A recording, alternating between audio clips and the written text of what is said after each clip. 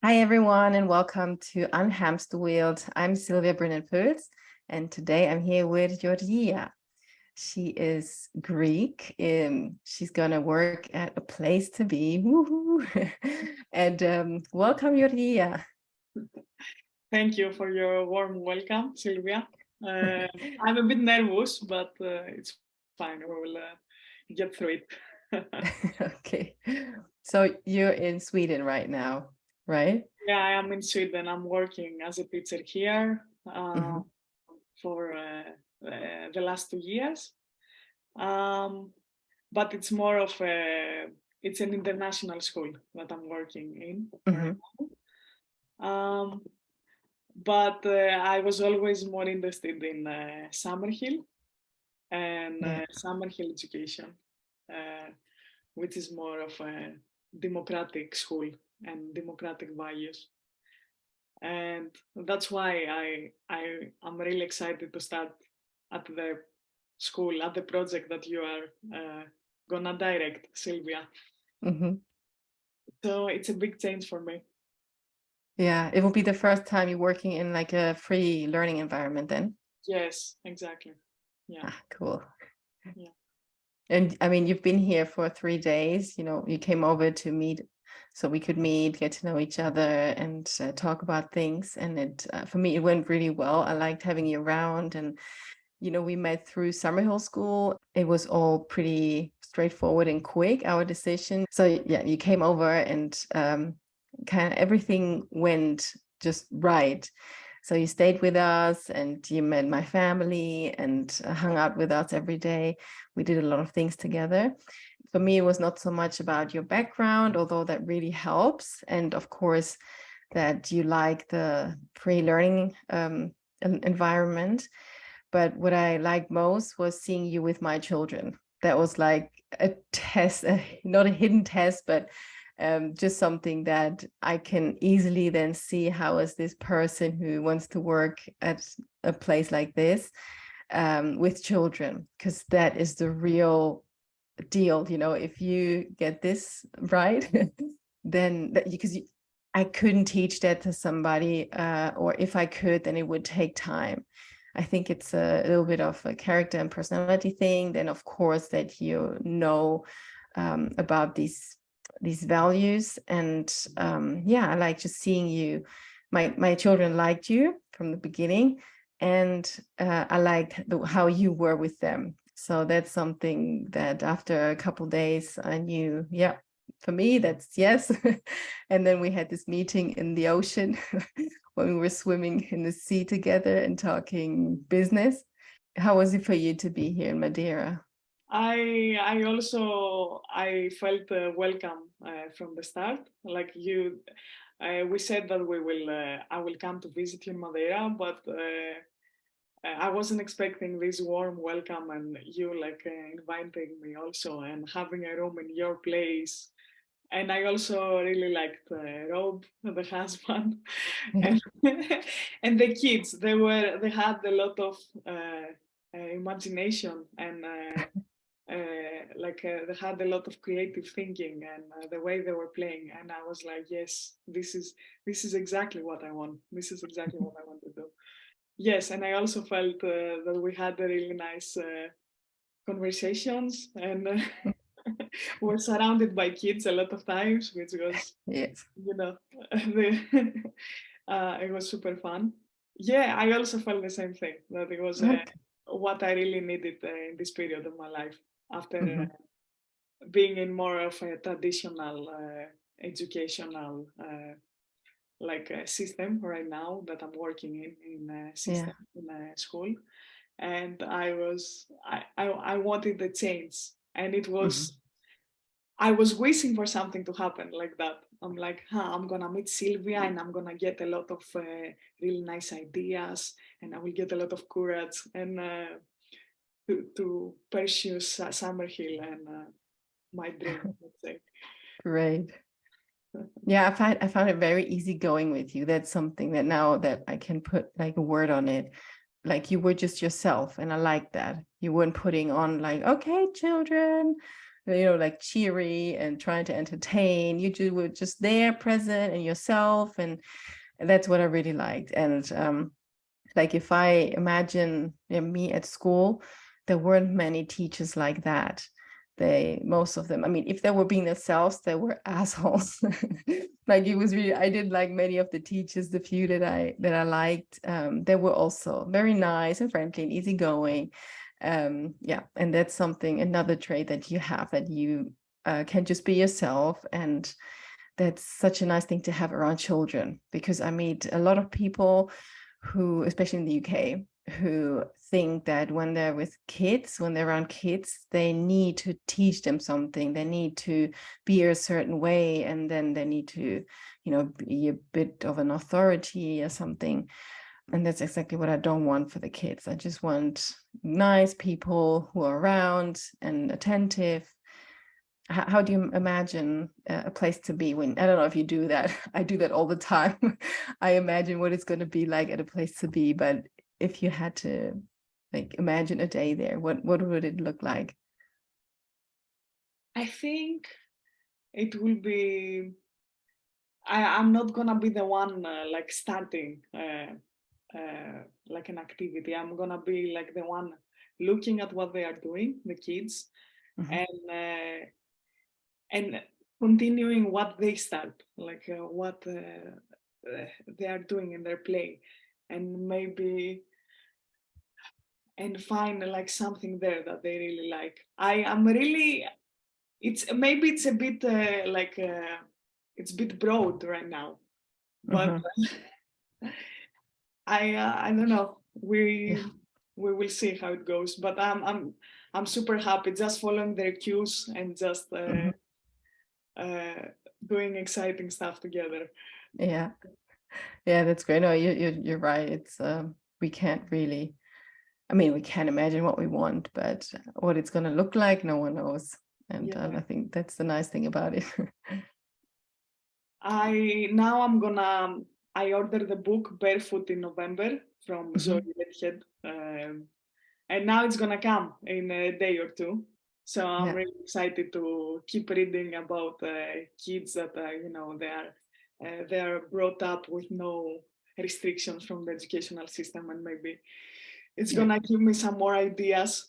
And yeah, I just don't want to stress, and just enjoy the company of the kids, and then do Mhm. a really nice project together. And Yeah. that's how I'm imagining it right now. I think that's the best environment to be able to do that, when you're with kids and you don't have to make them learn anything or have to make them do anything. You can just be around and enjoy them. And I enjoy kids a lot. Like on Saturday, 2 days ago, we had the alternative education meetup that we do once a month here in Madeira. And it was just so nice, the kids playing together, and sometimes the parents would join in. And again, like the ideas they came up with, it's I just love watching that. Today, for the first time, I had a thought. I'm going to be writing down many experiences, many things I watched the kids do, like not like research, but just have these moments where it will probably happen 10 times a day, where a kid will find something out or do something amazing, or reach a step further in whatever. Not that I need this for the kid to know, because I need this achievement board or something, not that, but more for other people, that I will at some point write a book with all these moments where they can see and or hear how kids can do wonderful things without schools, without being forced to do things or forced to learn anything in particular. I was wondering what your schooling experience was like. I was a very quiet kid when I was in preschool or in primary. I didn't want to stand out at all. The only thing that I really enjoyed learning language, like a Greek language, English, and the other thing I really liked was playing outside. Like I was playing so much, like for hours. maybe I was like the last generation of the kids that really were playing a lot outside with my brothers. We were playing football. That's what we were doing. And I remember once when I was like 10, 11, I had the after school class. I was going to an academy to learn English, even after school, right? Mhm. And it was, I was 11 years old. And I said to my mom, like, no, I can't, I don't want this. I want to just play. I don't want to read and learn. I just want to play. And my mom was like, no, you have to go. Oh, It's no, not judgment to my mom. This is what I know, yeah. they think is the best for your future, to Mhm. have all of these learning experiences and learn this language and that language. And for example, I also learned German, but I Mhm. forgot all of it because I was not using it ever. Yeah, so I was really quiet. Yeah, I was not like my creative passion was not brought out up was not brought out. Mhm. I didn't really have a help from teachers or from my parents in that case. I had like I was feeling more free when I was playing. That was what it was, and then I had a really amazing teacher when I was 11 again that I really really liked, and that was what made me decide to be a teacher. Mhm. Um, Before that, I was like, yeah, okay, that's cool. I have to go because I'm gonna see my friends and I'm gonna play. Yeah. But then, like when she was there, I was like, yes, I want to hang out with this person. I want to like it was magic. It was just one person that made the difference. That I was like, yes, I'm excited to go. I was also feeling more free to speak and to speak. Yeah. What Um, else did you like about that particular teacher? she was not sugarcoating. Yes, she was not putting up a front, as you said before. That's true. She was really Mhm. true to herself. And I really like that she has traveled a lot and she had an open mind. You could feel it as a kid more than understand it with your mind. Yes, she was open to kids just being themselves. And that's why Nice. everyone loved this teacher. Yes. Yeah, so I decided to be a teacher. And then in middle school, things started getting more strict at school, stricter and stricter, because then there were more expectations that you need to read, study more to to pass in the university's exams, right? In the Mhm. university exams. I remember like middle school was I didn't enjoy it at all. It was like the teachers were more they didn't try to build a relationship with us. It was more we have to do our lesson, you need to do the exams, and that's how we are going to judge you as a character, as a Mhm. yeah, that's it. Like it was more cold-blooded. Yeah, so I wasn't a fan of that. I remember that. But it still didn't make you like go off track and say, "Oh, I don't want to be a teacher anymore." That influence was big enough. This it one teacher. um it was the only thing that I really kept me like focused. I'm like, no, that's what I want to Mhm. do. And I want to be like this teacher. And that's it. Okay, the other teachers I know they're not my ideal. I hope I don't become like them, let's say. Um, yeah, And the world needs more of those teachers, yes, there were a the lot nice ones. of authoritative, figures that were like, don't talk and like being scaring the kids. Yeah. Crazy. And then I felt the pressure of all of these expectations that I really need to study when I was in the third year of junior high, so 3 years before the exams. So I was studying a lot. But I was still not good at memorizing stuff. Like I was, because in my head, I was like, I was judging it so much. I'm like, why do I have to learn this by heart all the time? I was saying this to my head, in my head, why? Like so much frustration on this. Why? Yeah. So I was never good at learning by heart, which is fine, which is fine.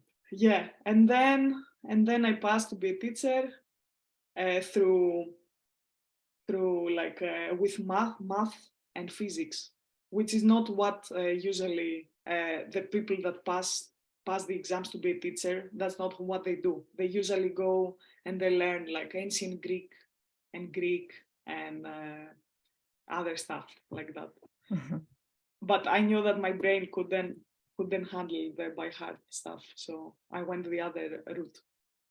And then I learned in my first year. So when I passed the exam, after that, I went to the university. And for the first 6 months, I couldn't touch a book. I was so stressed with all of this studying. I was studying like at least 9 hours per day. Wow. And especially in Greece, is like you go to school 7 hours, then you study, then you go to the academy, which Wow, that's a lot. Yes. I don't think I ever did 9 hours per week. I was really lazy. That's fine. It's just a different journey. I turned out fine anyway. Yeah, exactly. Yeah, and then I was studying after that. That was crazy. So then for 6 months, for 1 year after when I passed in the university, I couldn't open a book. I was refusing because it was, Fed up. Yeah, I was fed up. Exactly. And then one of my professors, he was talking about alternative education in one lesson. Well, the universities in Greece, let's preface this. When you go there, they tell you like, forget about the whole educational system, what you have learned so far. Forget that things are, you learned all of this by heart. Now you just finally, now that you're 18, you need to start expressing yourself and just seriously your opinion. And it's like you can see all of us, the first year students, that we are all so tense. We're like, what do you mean? Like, yes, how do you do that? how do you just like with a push of a button change everything of what you have learned so far, right? That's crazy that they know about this issue, that it's just not a good system. And they say now, after doing this for, I don't know, what, 10, 12 years, you can, oh my gosh. Yeah. How crazy. Isn't that interesting? Huh? But of course, it's not only their fault, but also the government's fault. And they're doing it on purpose, all of these things, to keep us like controlled. Yeah. And not be like individuals that think for themselves. But that's another topic. Oh yeah, we could talk about that for hours and hours. Exactly. Yeah. So this professor, he talked about Summerhill, where students, if they want, they go to class, and if they don't want to, they play outside. And this totally blew my mind. And I was like, how is this possible? And then I went to the library of the university, and we had like 3 books about Summerhill. So I was reading all of them. Yeah, so that's how I became interested in Summerhill. Well, it's amazing how I had this one teacher in primary school and then this one teacher at university that like you picked just those really good, like those flowers, let's say, and the rest you just forgot. You just said, okay, they can do whatever and say whatever, but I'm going to go my way and I'm going to do it the right way. I think it's like the soul knows. The soul knows what it wants, I guess. Yeah. And and I always wanted to be more myself. and not be scared.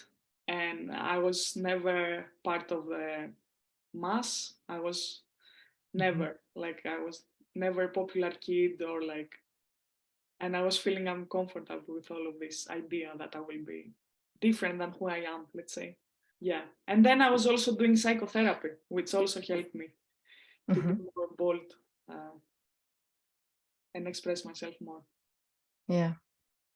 In which way? How did it help you to express yourself? I I started writing more and like trying to figure out uh, my dreams and how I sabotage myself, and like Mm-hmm. from achieving those dreams. And saying to myself like, no, this is not for you. Yeah. This is not. You are not. I don't know. You're not capable of doing this, and Mm-hmm. not having, not believing in myself. These kind of things. These kind of Yeah. thoughts that they are never disappear, but you just have to ignore them at some You point. stop believing them. Exactly, yeah, and focusing your dreams and how you will achieve them. Yeah. Yeah. I mean, I speak and think a lot about that too. But I wonder if, like, how many people are actually aware of that their thoughts are not them, that they don't have to believe their thoughts, that it's just like the programming they've received. Yeah, I just wonder, what do people think when I say that, kids are being, what kids actually learn at school is, I'm not good enough, I'm too stupid, I'm only good at this, I will never be good at that. I kind of feel when I post such a thing that not many people get this. They don't see this as the truth or as a problem. Or they think that that's just normal. I don't know what they think, but I don't think it gets to too many people when I write things like this, that how damaging schools are about self-esteem and all this negative self-talk. Yeah. Have you seen the picture of Einstein? So he has a picture of the educational system, which is like, the task is to climb the tree. Yeah. You have the monkey, and you have the whale, and you have I don't know, like a A goat or so. goat. Something with hoof. Yeah, Yeah. and that's exactly what the educational system is. It's Yeah.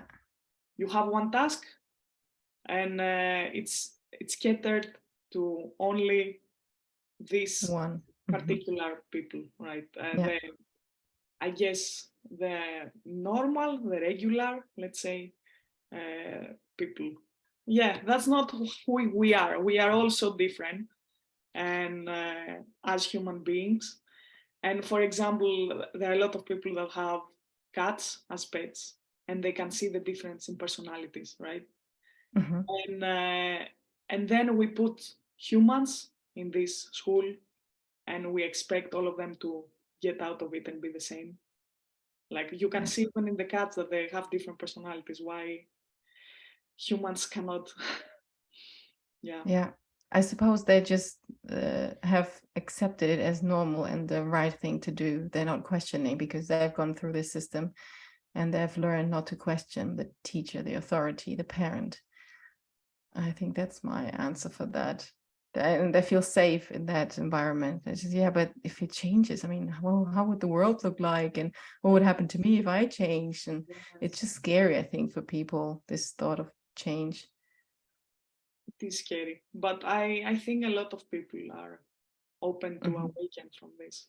I Oh, yeah. know maybe not all of them, but like a lot of people. Yeah.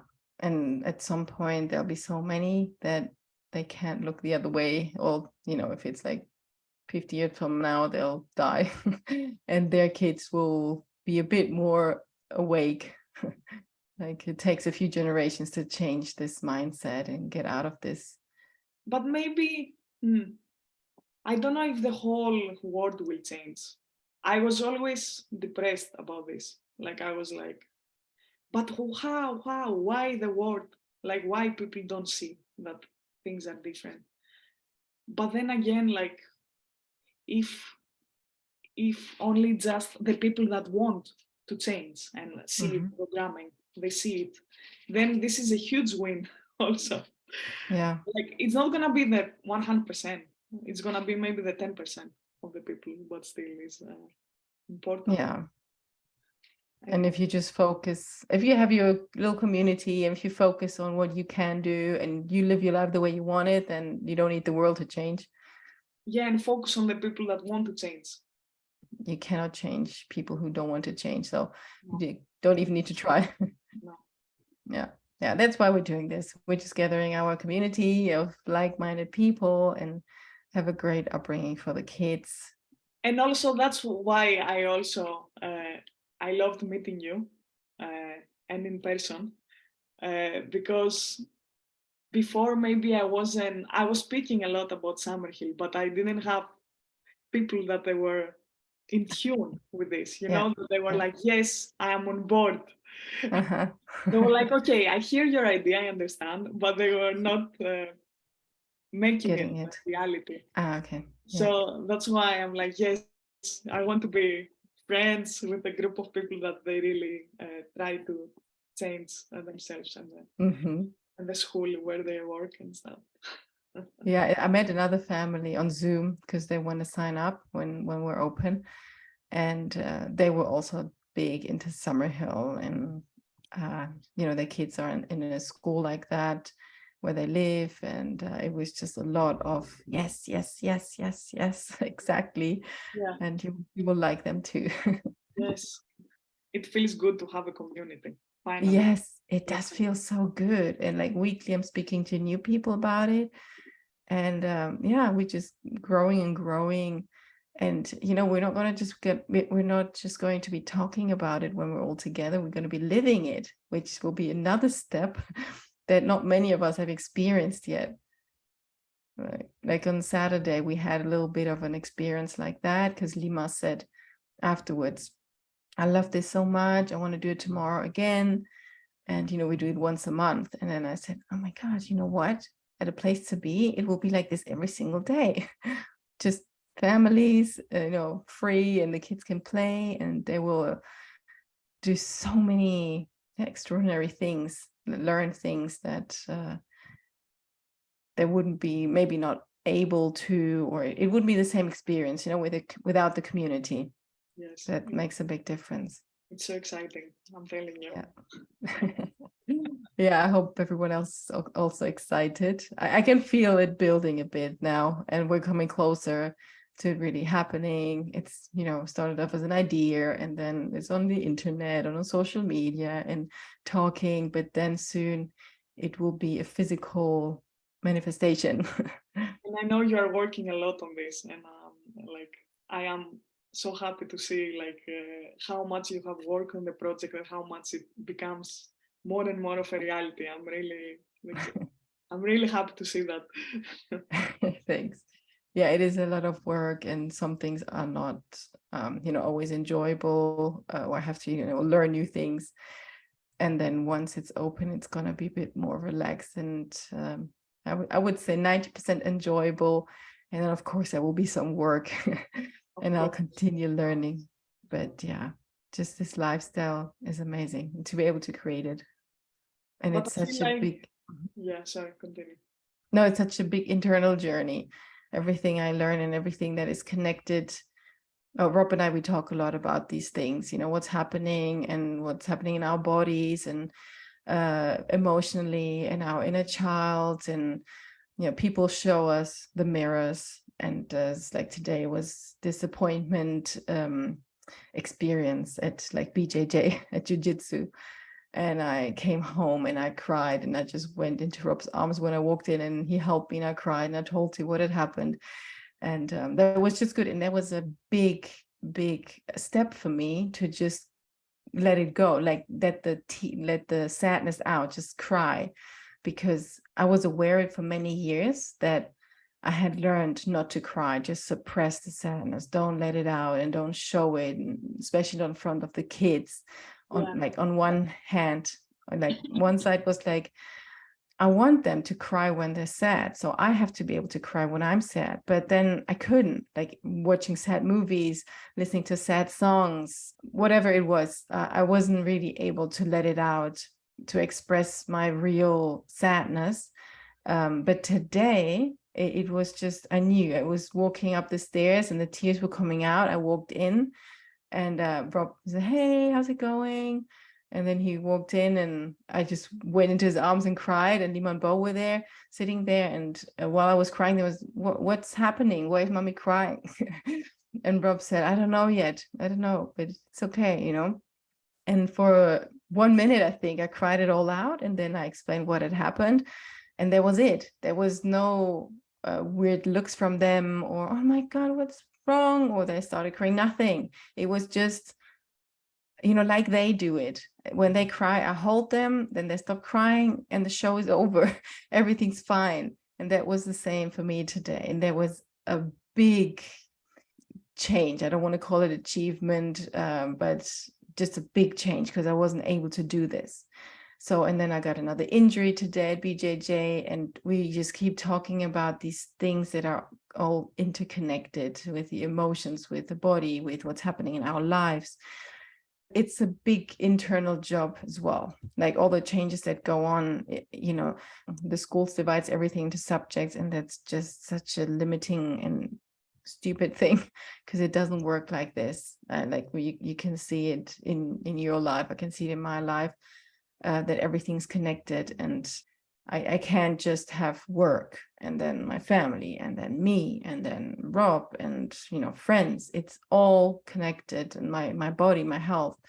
So whatever happens at a place to be, you know, in this process, something goes on that it's totally related, even though it's not obvious, you know, with my body, with my health, with my relationships. It's just all connected. And I suppose you unlearn this when you're in that system, because everything's just divided, you know, same age and those subjects, and it doesn't matter what you want, it doesn't matter what you feel, just do as you're told. That was a long story now, sorry. You wanted to say something? No, it's super interesting. It's super interesting. I in the school that I am working right now, when I started working, it was really intense for me. Actually, there were, because I'm working really closely with my colleagues, and sometimes like they will tell me like, "Oh, you uh, this portfolio of the kids assessment like is not what we expect from you," kind of like that. And then like I will take it so personally and just like bawling, crying, and they were like, "Okay, but you are in front of the kids. I think you should go to the other room and cry." And I always thought that was really weird, let's say. But it's like, yeah, like don't show your emotions. You have to be Yeah, always the superior person in front of the kid. yeah, Like, yeah, but I am a human being. I don't know. I'm not. exactly. That's what they're teaching them. That's a lesson for them, you know. Yeah. It's So that well, like for some of them it will stay, you know. Others might have a bit more, you know, gentle parenting parents who are okay with crying and everything, but for others it just reinforces what they're taught at home. I mean, I remember when I was in kindergarten, you know, from 4 till 7, I don't know what age I was, but I remember sitting in the grass with some other kids, and all of a sudden I looked down my leg and there was a big spider.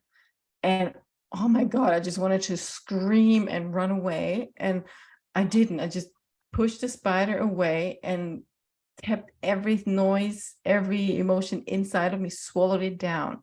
So before school started, I must say, it was already done for me with suppressing my emotions and, you know, my fears, my everything. So it doesn't start at school, but the school reinforces it massively, and it's not helping to go the other way of, you know, be free, express yourself the way you want to. for sure. Yeah. Yeah. School doesn't help you like to express yourself. Mm-hmm. Of course, like of course the family also is super important in Yeah, helping you express yourself or like not helping you with that. yeah. but the school can also change a lot. Like it can help you or not help you at all. Yeah. Yeah. I suppose also a personality thing, if you're an optimistic person or I mean, I criticize the system a lot. Yeah, you can tell in everything I post and everything I say. And I know there nothing is 100% bad or good. Everything has its advantages and disadvantages. But every time I think about something positive about the school, I still can see, the negatives outweigh the positives in the schooling system, and the other way around with the freedom-based learning. The positives outweigh the negatives massively. The only thing I can say in the traditional system that can make the difference is the teacher, how the teacher approaches the lesson. Mm-hmm. Because if they are loving and they are letting you be yourself, then like it doesn't matter what they teach. Like it's gonna be way more enjoyable for you. Yeah. Or as an adult. But of course, like the freedom-based education is more free for the teacher and for the kids. Like both the kids, both the equations, like they are more themselves every time, and the other thing is like in the traditional school, the teachers, they don't think of their own beliefs and how to change them.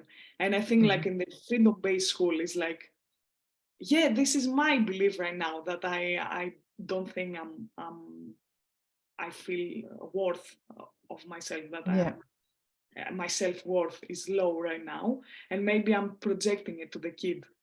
And this is also like a lot of all the time thinking of your own shit, let's say, in your head, which is super, super interesting, and I'm really excited about it. Yeah, we'll have some deep realizations, I think, being around the kids. That will help. Yeah, the other thing, me as a kid, like I was good at writing, and I think I'm good at like writing my thoughts, but I am not good at drawing. I think this is something that I always had this thought: why I never learned this? Like why they never taught me this? I just want to get this out of my. I have seen kids do amazing art, amazing. Like, and I'm like, why I don't have this creative thing? Why I'm not good at doing art, let's say drawing. And I just took it upon myself, and I'm like, I'm just gonna apply to be in art therapy seminar, because this is gonna just unlock me from this like thing I have in my head, like I cannot draw. No, like I see kids that are 2 and they're doing amazing stuff. I can also do. I just need to like leave my feelings go and just Yes. do. You know, Yes. not I'll think join you there because I don't think I can draw either. just find the joy like of drawing. Exactly. But there's a woman here. I seen a post of hers in the like Madeira mothers group on WhatsApp. She does this kind of thing where she draws like drawing classes for adults and kids to heal the inner child, like a therapy, drawing therapy. And I got in touch with her to ask, once we're set, does she want to come over to do a workshop? I bet there are lots of parents who want to join this. Oh, that would be amazing. Yes. We go back to connecting to our inner child and just, having fun, becoming little kids again. Yeah, exactly. That's what we need. Yeah. Correct. Can you see yourself offering any classes there? For me, I like dancing. I like doing sports. I like these kind of things.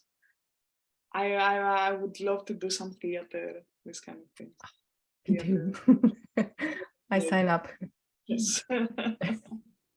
My background, so far is like mostly like a lot of languages, like Spanish, English, Swedish. Yeah, I don't know exactly, but yeah, I mean it's gonna be languages or something with sports or Mm-hmm. theater, something like that. Mm. Cool. I'm looking forward to that. I'll join your theater club. Yeah, that would be nice. Learning about Right. emotions, yeah, About the what? Sorry. learning about emotions and doing Oh like yeah. movements, depending on what kind of music it's playing. Like Mm-hmm. the kids are really creative in this, and that Yeah. dance. Yeah, I think that's the one thing that is very easy for me, and like dancing, just put the music on and I feel the music and I can dance and let go. And that we did it the other day. I put music on that I really like, and I asked Rob to dance with me. And he rolled his eyes, but he danced anyway. But afterwards, he thanked me. He thought that was really nice and like connecting. And I love music. I love dancing, and yeah, that's a good thing. I don't do it often enough, so that's a good point. We'll do more of what we're wanting to do there too. I think we will do great stuff. Oh yes, definitely. I'm looking forward to it. So thank you so much, Georgia, for your time. I hope everybody's been able to get to know you a bit better. Everybody who will join will get to know you, get to see you at a place to be, because you'll be part of the team. And I'm really grateful and happy about that. And I'm happy to see you again towards October, November, you said? Yeah, we will talk about this more in details. Yeah. And thank you so much for inviting me, Sylvia. I was super nervous in being part of a podcast, but here we are, and we made it. So Yeah. happy. I hope I had a lot of coherent thoughts, and people understood a lot Mhm. of what I was saying. So and I'm happy Yeah. to start working with you soon. So Great. Okay. Thank you, everyone, for listening. Have a nice day, evening, and talk to you soon.